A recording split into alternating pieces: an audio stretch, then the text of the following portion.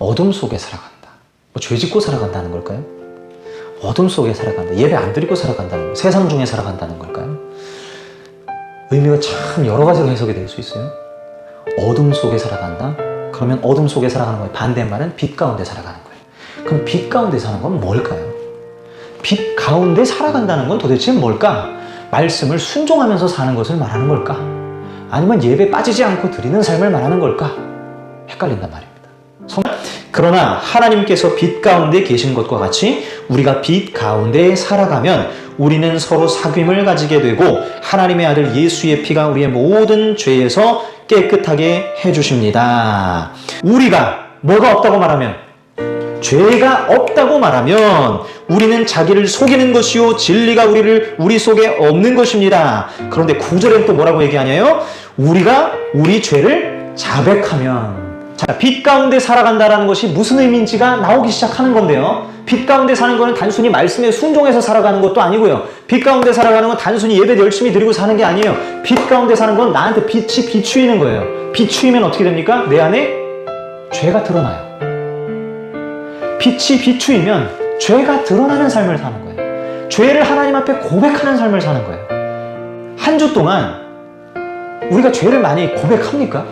별로 안 해요, 생각보다.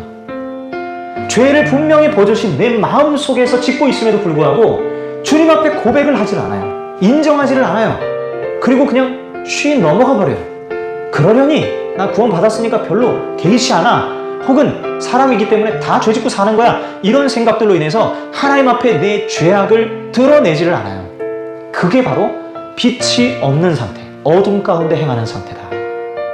주여, 나는 죄인입니다. 나는 오늘도 죄 가운데 살아, 죄 중에 살았습니다. 라고 고백하는 거예요. 그게 바로 빛이 임하는 거예요. 빛 가운데 걸어가기 때문에 드러날 게 드러나는 거예요. 그래서 여기서 계속 죄를 고백하라 얘기하는 거예요. 죄를 자백하지 않으면 너는 하나님을 거짓말장애로 만드는 것이고 너 스스로 진리 안에 있지 않는 것이다. 빛 가운데 가라고 얘기하면서 왜 죄 얘기를 하냔 말이에요. 그러니까 죄가 드러나지 않는 사람들이 너무나 많이 있는 거예요. 죄를 도무지 예수님 앞에 고백하지 않는 거예요. 예수님 앞으로 나아갈 때 우리가 뭘 가지고 나아가느냐? 죄 가지고 나아가는 거예요. 우리의 죄악을 들고 가는 거예요. 예수 그리스도께서 우리의 죄를 다 받아주시고 그리고 자기의 의, 죄의 반대말이 의잖아요. 의를 우리에게 전부 다 주시는 거란 말이에요. 그러므로 우리는 매일 매 순간 예수님과 친교를 나누는 거예요. 그래서 내 죄악이 주님께로 가고 주님의 의로우심이 나에게로 오는 이 기쁨의 교환이 계속해서 일어나는 거예요. 이걸 매일매일 매 순간 친교를 이렇게 나눈다라고 얘기하는 거고 이게 영생의 사귐이라. 그래서 우리는 매일 죄를 자백하며 주님을 인정해야 된다. 우리가 죄가 없다고 말하면 우리는 자기를 속이는 것이요 진리가 우리 속에 없는 것입니다. 우리가 우리 죄를 자백하면 하나님은 신실하시고 의로우신 분이셔서 우리 죄를 용서하시고 모든 불의에서 우리를 깨끗하게 해주실 것입니다. 우리가 죄를 지은 일이 없다고 말하면 우리는 하나님을 거짓말쟁이로 만드는 것이며 하나님의 말씀이 우리 속에 있지 아니합니다. 자, 어둠과 빛 가운데 살아가는 것, 그리고 영생의 사귐을 얘기하는데 갑자기 죄 고백을 얘기하는 이유를 아시겠죠? 우리가 얼마나 신앙생활 한다 하지만은, 예배생활 한다 하지만 하나님 앞에 죄 고백하고 죄를 아뢰는 것을 안 하는지 몰라요. 이건 무슨 뭐 가톨릭처럼 고해성사라는 얘기가 아니고, 주님 앞에 그래도 진실한 그리스도인들은 날마다 나의 죄악을 고백하고 진실하게 하나님, 나 오늘도 이런 죄가 있습니다. 나 오늘도 이런 마음에 악한 생각이 들어옵니다. 라고 주님 앞에 진실되게 나아가는 거예요. 가장 깨끗한 심령으로 발가벗은 모습으로 나아가는 거죠. 내 죄 때문에 돌아가셨고 내 죄를 없이 하시기 위해서 돌아가신 분 앞에 내가 죄를 굳이 고백하지 않을 이유가, 숨길 이유가 전혀 없다라는 것입니다. 그래서 오늘 처음 저희 찬양한 거 280장 찬양할 때, 자, 나를 위해서 피 흘려주시니 곧 회개하는 마음으로 주 앞에 옵니다. 피를 이미 흘려주셨기 때문에 회개할 게 없는 게 아니라 피를 흘려주셨기에 나는 회개하는 거예요. 나를 자녀 삼아주셨기에 나는 죄를 고백하고 빛 가운데 나아가는 거예요.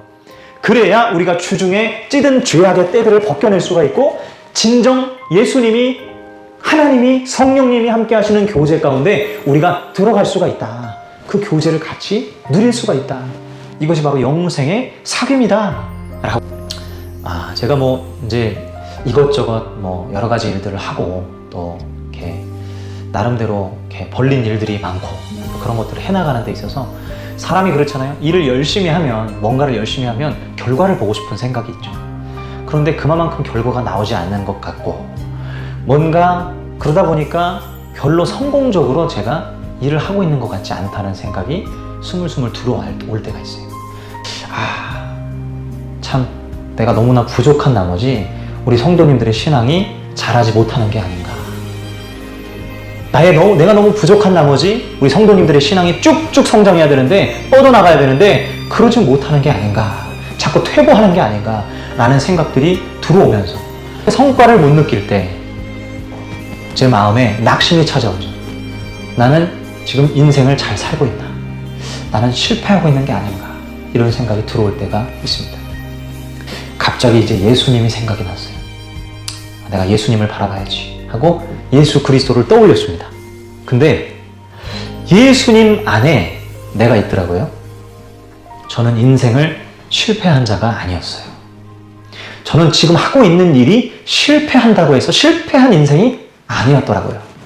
예수와 함께 내가 하나님의 자녀의 권세를 입고 예수님과 친교를 나누고 늘 예수님을 바라볼 수 있고 내 안에 믿음이 주어져서 하나님의 자녀가 되었다고 하는 그 확신 가운데 살아가는 삶, 그 삶 자체만 놓고 볼 때 나는 이미 성공한 인생이구나. 내가 지금 하고 있는 프로젝트들, 내가 벌린 일들이 잘 안 된다 손치더라도, 그래서 혹여나 망한다 손치더라도 내 인생이 망한 것은 절대 아니구나.